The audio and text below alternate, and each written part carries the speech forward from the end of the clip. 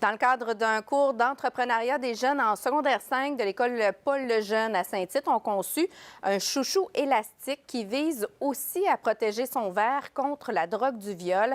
Édouard Dubois a rencontré cette petite entreprise à l'école.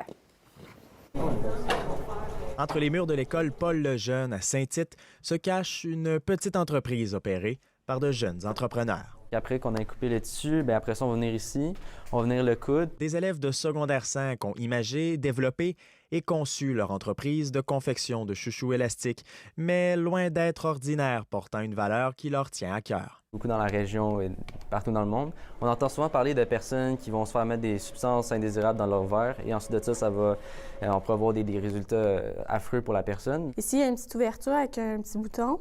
À l'intérieur, il y a le couvre-verre comme ça, qu'on peut venir installer sur toutes sortes de verres. Et permettre à sa ou son propriétaire d'avoir la conscience tranquille durant la soirée. Le projet a de quoi épater leur enseignante. C'est sûr que là, avec l'équipe de AlcoSecure, je les trouve particulièrement investis. Puis, moi, je suis pas mal fière de leur avancée dans leur projet. Là. C'est elle qui chapeaute ce modèle d'enseignement à l'école Paul Lejeune depuis quelques années. Son objectif est plus grand que de créer de simples entrepreneurs. Mais plutôt de devenir entreprenant. Donc, de pouvoir mener un projet à terme ou pas, c'est pas ça non plus l'essentiel, c'est vraiment tout dans la construction du projet. Le modèle de la coopérative est mis de l'avant dans les projets.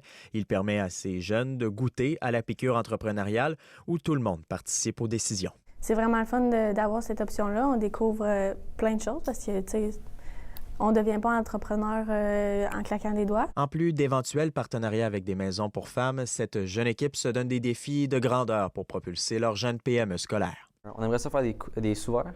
Puis sur les sous-verres, il y a comme des petits détecteurs chimiques. Puis ça fait que tu prends une goutte de ton cocktail, puis tu le mets dessus.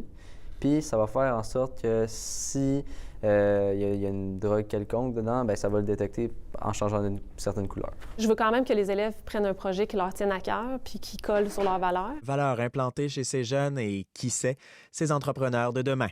Ici Édouard Dubois, Radio-Canada, Saint-Tite.